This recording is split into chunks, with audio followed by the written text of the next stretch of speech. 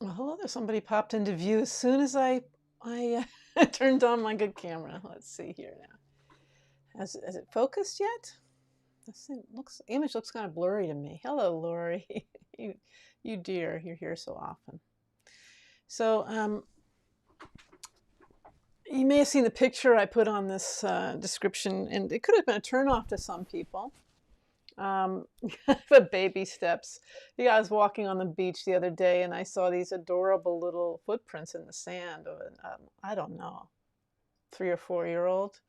I looked all around. I couldn't see any 3 or 4-year-olds without shoes on. So it was like a beautiful thing. So that's the picture that's up there. So I couldn't resist calling this baby steps. I think today, we're trying to keep things short down to half an hour so that you guys don't have so much intense screen time all day and all night every day, and pithy. So I'm gonna not ramble as much as I used to.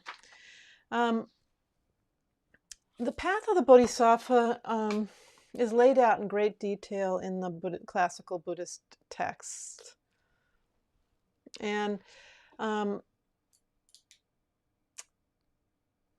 there's 5 levels to the path. Classically, of course, they number everything. Remember that for most of the existence of Buddhism in the world, they didn't have recording devices. It wasn't until recently that we had any way to record, or video or audio recording, something we take for granted now. It wasn't even easily done when I was a child. I remember getting my first cassette recorder. So, we come a long way since then. But, and also, it was taught to people who were varying degrees of literary. Is that the word for it? They could read. Some could read excellently and some couldn't in the Dharma language in which they were trained. So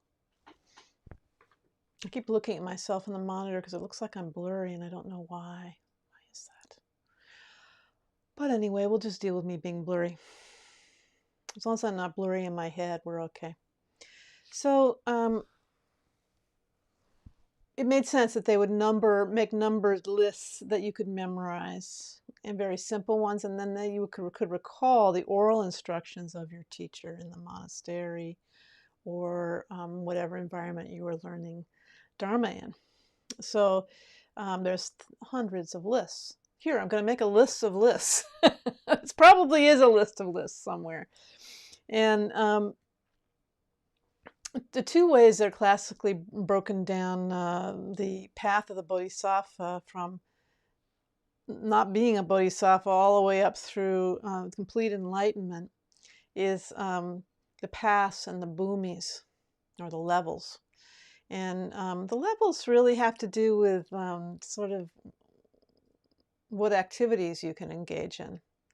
So, and they're quite miraculous, the activities of the higher level bodhisattvas.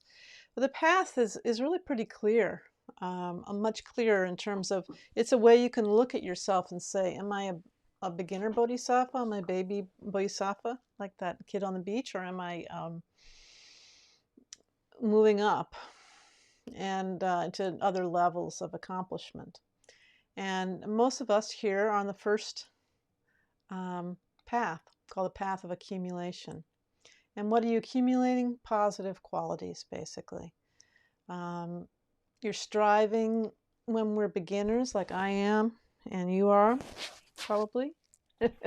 We're striving it, although I don't know. You could be a great accomplished Buddha, and I really don't have the qualities where I could recognize you as such. Canberra. Where is Canberra? Tenzin Punsuk? La? Australia? That's ringing a bell. Well, welcome. Just really happy to have you here, Tenzin La. And so where was I? I was talking about the paths, 5 paths. And Tenzin Punsuk, that sounds like a Tibetan name. If you're Tibetan, you may have grown up in a monastery where you memorized these. But Basically, when we're starting out for lifetimes, we are practicing listening carefully to Dharma teachings from masters of Buddhism, and then we're meditating and refining our practice and our conduct. And we're bringing originally our focus when we're trying to meditate is all over the place, right? Like the classical monkey inside a house running around. Tenzin Law is not Tibetan, but that's your refuge name. Same with me. I don't think I look very Tibetan, so there's no mistaking the fact that I'm a Westerner. When we get, Tenzin was just saying that when he took refuge, he got the name Tenzin Punsuk. And did you take refuge with His Holiness the Dalai Lama, Tenzin Law? Because he always gives Tenzin as part of the name when he gives refuge. Aha, wonderful. So sometimes when you take a vow, a great bodhisattva refuge or bodhisattva vow, you're given a new name in the Dharma language in which your teacher is from. So in Tibetan, that's where we get names like Yudron and Tenzin Punsuk, even though we, don't look very Tibetan. And sometimes the Lama, when they give refuge, gives their name to you as part of your name. So my Lama, Pema Dorje Rinpoche, gave the name Pema as first part of the, then he gave a specific name for the person. And then His Holiness the Dalai Lama has Tenzin, I believe, as part of his name. And so people always have Tenzin. So in Dharamsala, there's like 1 million Tenzins. So I went to Dharamsala and tried to learn Tibetan, spoken Tibetan and failed. But I made some good friends. So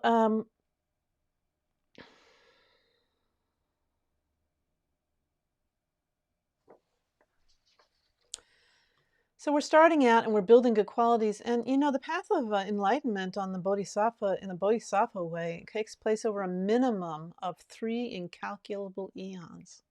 And it might sound kind of humorous when you first hear that, because if it's incalculable, how can there be 3 of them? But actually, somebody has calculated, I've heard, exactly a very, very long time. So lifetime after lifetime. This is the path, as we've discussed before, of making the intention to attain and complete enlightenment for the benefit of all sentient beings equally. And everything we do, and all of our conduct, all of our verbal conduct, all of our thoughts gradually turn, when we take the Bodhisattva vow, to how can we help others, and we put others before ourselves. And speaking of Dharamsala, where His Holiness the Dalai Lama lives, they have the school there, Tibetan Children's Village, TCV, and out where they might, on the playing field, where you might put a big slogan like "Go Lions," or "We're the best," or whatever. Instead of that, for the Tibetan children educated there, it says "Others before self." Isn't that beautiful? I never fail to get moved by just the idea in this world that such a concept could come up, that you would put others before yourself. So gradually we're refining away our negative habits that fly in the face of our commitment to benefit others, right, and to attain awakening. And we're going to discuss today about the 10 virtues and the 10 non-virtues. Tenzin, they're probably quite familiar to you. Lori, I don't know if you've read about the 10 virtues and the 10 non-virtues, but they'll probably be familiar as things we've talked about before. And so we're going to eliminate negative things. We're going to put positive things in their place: positive thoughts, positive conduct, and positive speech.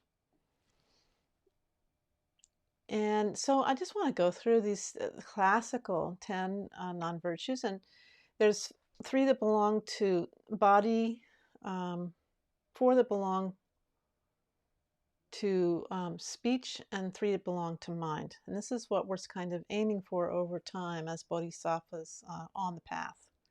Like aspiring bodhisattvas. We may not now even be able to take the bodhisattva vow, but we really know that we want to be like that.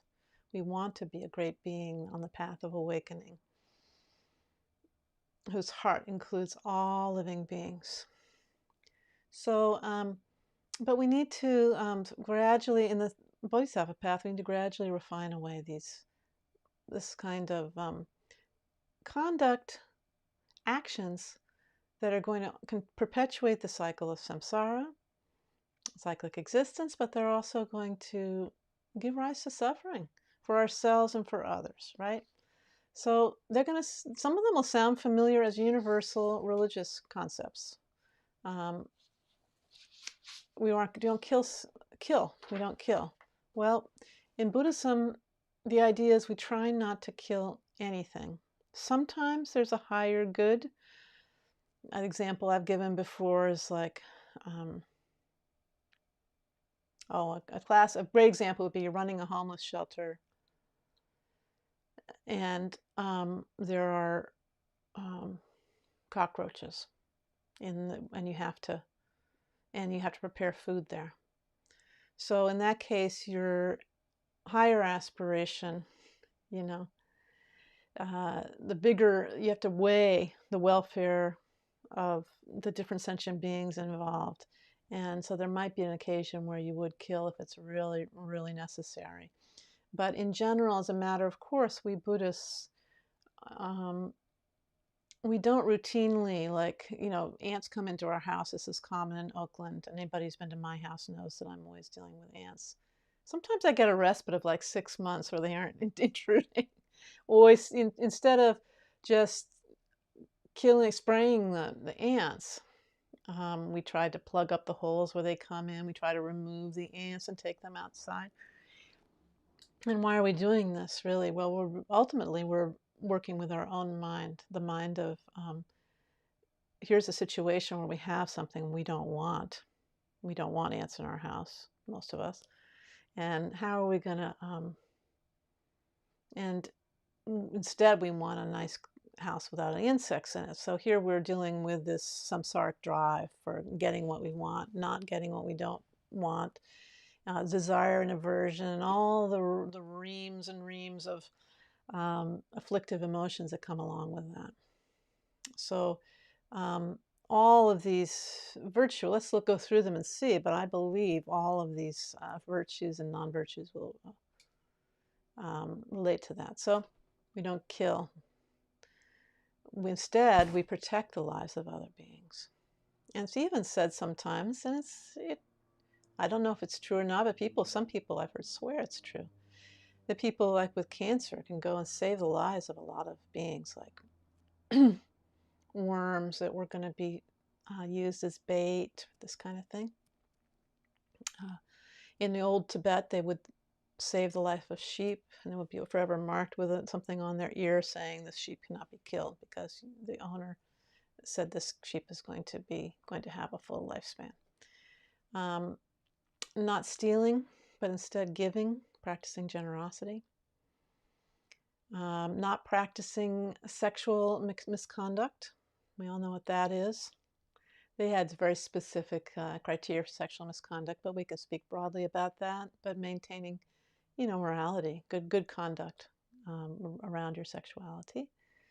Not lying. Now those are the actions of the body. So all you got to do is not kill, not steal, and not act out, sexually do something that will hurt people with your sexuality. And what does it all come down to? You're harming sentient beings. This is against our religion, to intentionally harm sentient beings. And religion is such a loaded word, isn't it? But it's not training our minds the way that's going to go towards enlightenment, not at all. Every time you do this, it sucks you back into this cyclic existence. So in the actions of speech, we have, we aren't going to lie. We're going to tell the truth. We aren't going to divide people with our speech by, using words to cause conflict between people. think about them. We really need to think about these things. Are we doing that, subconsciously or semi-consciously? Instead, we try to reconcile people with each other. So people that are having fights, we try to bring them together instead of stoking the fire of their discord with each other. We're trying to create harmony. Is that true? Are we doing that? And then harsh words, using language that upsets people. So I tend to swear. I've learned to YouTube has been good for me because they totally hide your video if you swear. They have algorithms that hide you. So it's a good training, but it's also inappropriate for me as a Dharma teacher to use profanity most of the time. There might be a special circumstance where it might be helpful, but hard to imagine. And words that upset people. Instead, we want to use kind words, kinds that are speaking peacefully and politely. And then we don't want to gossip, just for the sake of meaningless. This really means just talking about all sorts of superficial junk. And people who are drawn to Buddhism tend to not like superficial conversation. But most of society does like superficial conversation and thinks that's really good. And, we're reading People magazine and talking about worthless things. But instead, we want to change have meaningful talking about what's important. In our society, we're not going to be proselytizing Dharma to people, but we can talk about our values in a non-sectarian way and communicate with other people. That's really positive. Talk about values of love and compassion, right? We've been talking about that a lot on here. Laura, you've been here with me. And love, compassion, rejoicing.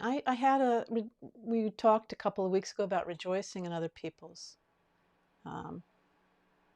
good deeds, but also great things that happen to them. And I witnessed an event like this the other day. I teach some classes on dream yoga, actually. Not that I'm a great master of it, but I go through the text with people and we practice together. We practice how to practice at night. And somebody was talking about some wonderful way that they'd really pulled off the practice. They'd recognized that they were in a dream when they were dreaming. They gained some lucidity, and then they did something positive in their dream. These are kind of goal posts for us. And instead of saying, "Oh, I'm jealous," she said, "Wow, that's great. I'm rejoicing inside." That it was not like mouthing Buddhist words for her, this woman, but it was, you could tell it was coming from inside. So she internalized that feeling, which is not something that we ever talk about. I don't know if that's in Western society, if that's ever discussed. I think I know why I'm blurry. Just discovered it. That's why I'm blurry. Well, gosh. Okay. Woo! Makes it pop, doesn't it? I'm going, why am I using my good camera? Why is this happening? Okay. So, speaking what's important. Okay, so these are the things. What did I just say about speech? We don't want to lie. We want to speak the truth. We don't want to divide people. We want to bring them together. We don't want to speak harshly, using rough words. We want to speak peacefully, politely. And we don't want to do, just worthless chatter extensively, So, and also gossiping about others, that's dumb. Now, all these things draw us back into suffering and into samsara. So now we're talking about the actions of our mind, body, speech, mind. These are the three gateways in Buddhist thought. So we don't think about them in gateways in our society, do we? But when you consider it, actually, this is how we intersect with the world, right? We intersect with our body, doing things, punching somebody in the nose, putting our hands up like we're praying, waving, Making love, all those things we do with our body. And then, so that's a way we connect with other living beings. And then our speech, are we sending words out, whether they're understood or not understood? They are received by a parent and sentient being out there, another person, for example, or your doggy saying, "Hey, Rover, woof, woof, woof," and Rover wags his tail. So this is our gateway of our speech. And then there's the gateway of our mind. I'm going to my heart with my hand here, because the mind is chitta is centered in the heart center in Buddhist thought. So not in the brain so much.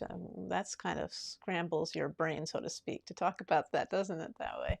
So how do we intersect with our mind? Well, how do we intersect with our mind? Our consciousness is being shaped. So there's a gateway coming in. Our consciousness is being shaped by how we perceive, they say sense objects in Buddhist thought. When we say the stuff we experience through our various senses, and then how do we interpret it? And so that's going on. And I don't know if our mind is affecting other people directly. Maybe. That's always a question, but it's more, I think, perhaps receptive in the sense of ordinary, in the normal sense. So we have practices in Buddhism that work with our body, our speech, and our mind, and all three sometimes. That's the way things are broken down. So, actions of our mind. Actions. So our mind have activities. Inside our mind, we can feel covetousness, like I talked to about my friend in the class. Instead of saying, "Oh, I'm so jealous, you got to recognize your dream, and then you got to do really cool things in your dream, and that never happens to me." There wasn't even a thought of that to begin with. But in terms of material things, like wishing you had, it's really great practice, I find, to go walk around the neighborhoods of rich people, because I love gardens, and rich people have gardeners. And you go walk in their yards, and it's so beautiful. And you can use that to change your mind of not being grasping after other people's wealth. In fact, once you let go of owning, you can enjoy their yard from the sidewalk just as much as they do, and you don't have to pay for a gardener. So being content with what you have. And then harmful intent is something you want to avoid. Malice, thinking, "I'm going to get that MFer. And I hate so-and-so. I hate this politician. I hate my brother," whatever it is. Gosh, that would be sad. Thinking ill of people all the time. That doesn't harm anybody but you, right? And then loving kindness. Instead of having this harmful intent, you replace it with loving kindness. And you can go back to our episode a few weeks ago where we talked about love, boundless love, and that's the practices for that are in that live stream. So so you want to have goodwill. You want what is good for everybody. You want to be kind to other people. And then wrong views. So wrong views means having a non-Buddhist ways of looking at things, for example. Sacrificing an animal on an altar for a god.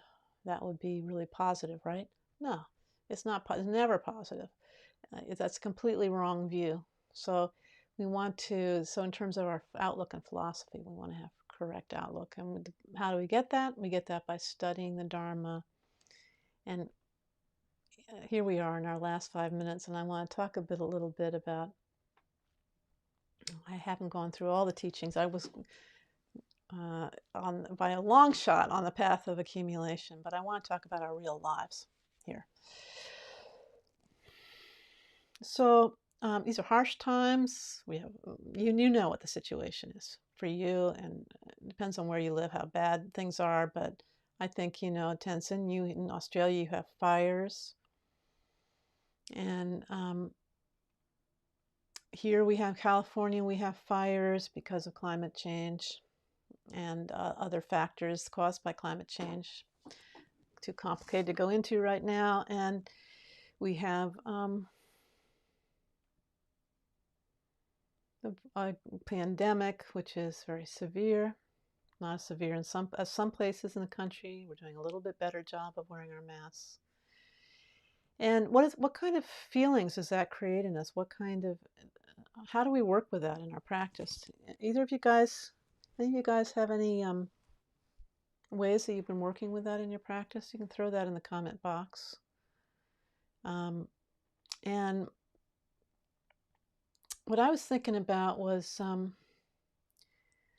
there's a huge amount of distraction. This I was been talking with my Dharma friends about.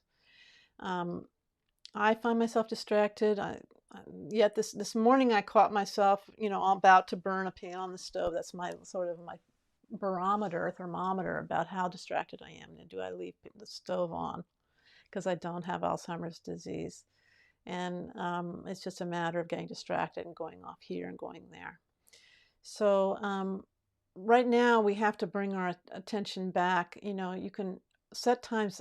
What I would recommend is setting time. If you want to be distracted a lot of the day, that's fine, but set some time aside to focus, particularly, on your practice. Bring your awareness, just even sitting and bringing your awareness back to your own body, speech, and mind, as we just said, is very, very good, because our attention is way out there, looking at the news, looking at other people and whether they're wearing their masks or not. If you're in seclusion with your family, dealing with all the behavior of other people. And if you're in seclusion alone, like I am, dealing with being in total solitude or almost total solitude. And so, we're trying to problem solve, and all our mind's going here, my mind's going there. But we need to come back. And it can be hard to practice. And at these times, it's good to go back to the fundamental principles of shamatha or shine, and come bringing our mind back again and again. It's a very basic practice, but at all levels of Buddhist practice, it comes into play in one way or another, and you can apply the principles from your own practice, from your own lama or teacher. But we must do this. We must take some time each day to rein it in, and just as simple as having mindfulness of your body, of your breath, what room you're in. Sort of kind of looking back at yourself, maybe. Look back at yourself. Okay, Yudron, you're in Oakland. You're in your office. Those events are in just pixels on a screen, like that. And then the Bodhisattva way is to cultivate insight into the illusory nature of things. And at these sort of panicky times, distracted times, it may come down to just saying, this is an illusion. I think this is the way it is, but this is all being processed through my human mind. The way I'm taking in pixels on the screen that are telling me bad news, and what my emotional reactions to it. This is not the ultimate truth of the situation. It helps for me to think, what if I was looking at Yudron from a million miles away in space? A million miles away isn't that far in space, right? What if I was looking at Yudron from space? I couldn't even see Yudron. I'd be so tiny, and all my concerns and perspectives would seem so minuscule. So these aren't the classical Buddhist ways of teaching emptiness, really. And all the phenomena, I think, something that was true 5 minutes ago or 5 seconds ago may not be true now, even if I really think this is a pair of glasses and not a set of molecules or color reflecting off from the sun, the light up there. Without the light, there wouldn't be any color. And even if I don't go through that analytical thinking,